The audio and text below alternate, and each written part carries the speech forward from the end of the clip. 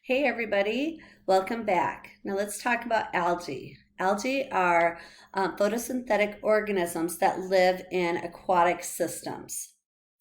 They are not the same as plants because plants have a vascular system and algae don't. They're more simple. Um, they do, or they are very important in aquatic systems because the aquatic systems need energy, and so the carbohydrates that are produced by algae serve as food for many other living organisms in the water. Algae can be unicellular, and so I'll point out your dinoflagellates over here.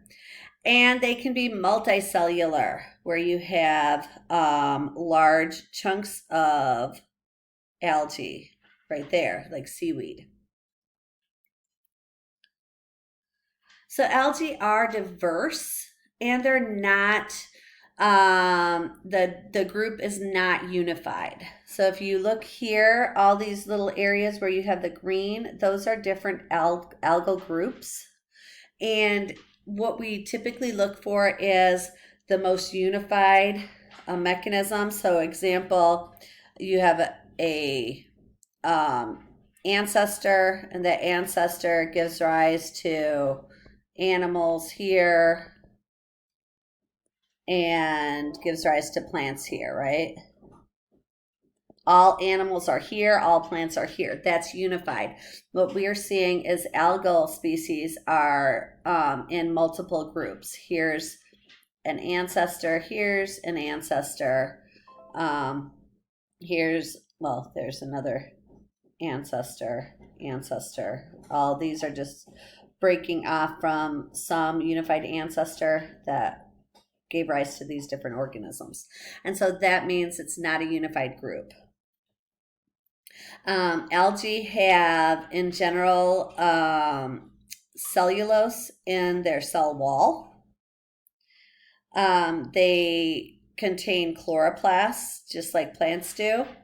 Chloroplasts contain chlorophyll. There are different types of algal species, and some have different structures other than cellulose. Apologies. So red algae have agar in their cell wall. Brown algae have alginic acid. And as I said, they're not unified. Microscopic algae can be motile if they have flagella, or they may just be free floating and have vacuole, or have structures that allow them to, like vacuoles that allow them to move up and down. They can live in colonies.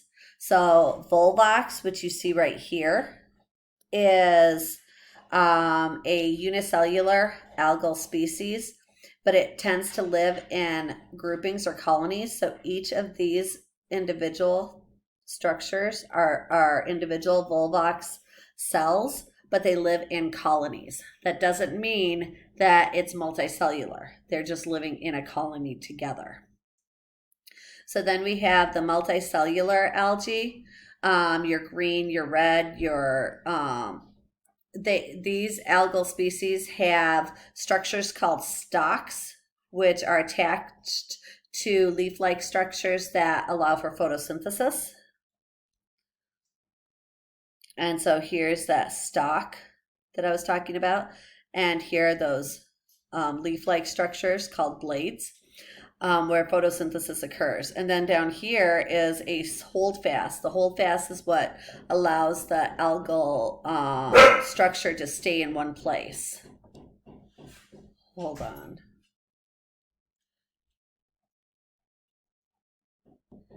My dog sometimes likes to interrupt my lectures by giving his 2 cents. So algae live in both fresh and salt water. They can live in very moist soils as well. But in general, think of algae as an aquatic structure. They produce the majority of our oxygen, especially the oxygen for aquatic systems. They produce almost all the oxygen. They consume carbon dioxide, so they get rid of some of that CO2 that's in our air. Um, and they live at different levels. So different levels of the aquatic ecosystem will determine what actual pigments they're using to trap light. So as they move down, they're going to change in pigment structures. Plankton float near the surface, and these are the unicellular algae that produce a lot of the carbohydrate, and because of this, they also are the basis of our food chain. Algal cells tend to reproduce either asexually via fragmentation and they can alternate between being haploid and then diploid. So one generation will be haploid, the next will be diploid. And this is just a cute little joke about being a plankton, because remember, plankton right here are the basis of the food chain.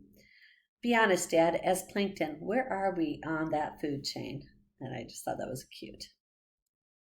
So why do we study algae in microbiology? Well, they are microscopic in certain types, and they do produce the agar that we use in microbiology.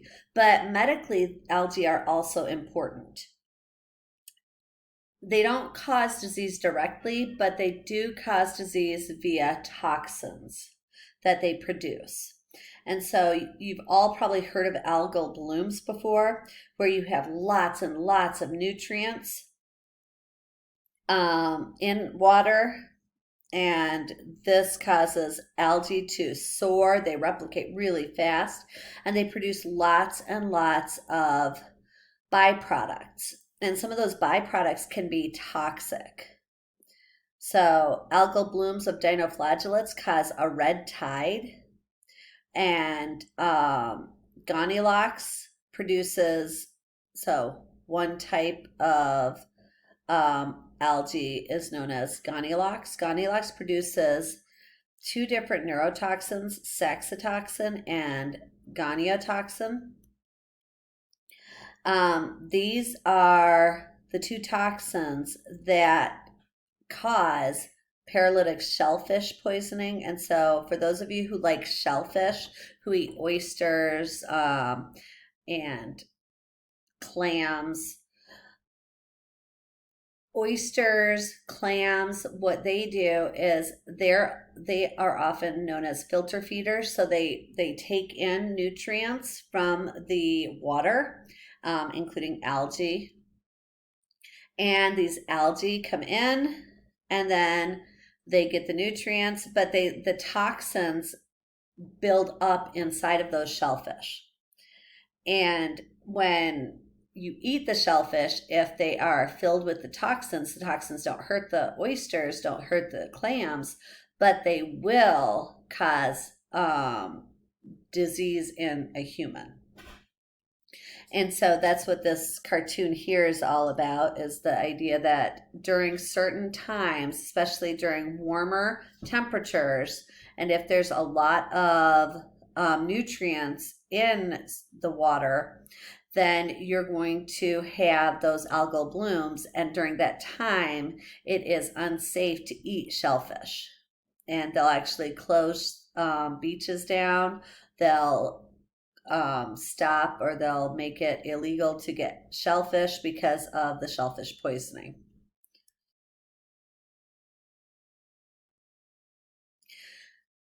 And I'm going to stop here, and we'll go into the protozoans in our next video, another non-unified group. So it'll be fun. I'll talk to you in a few minutes. Bye.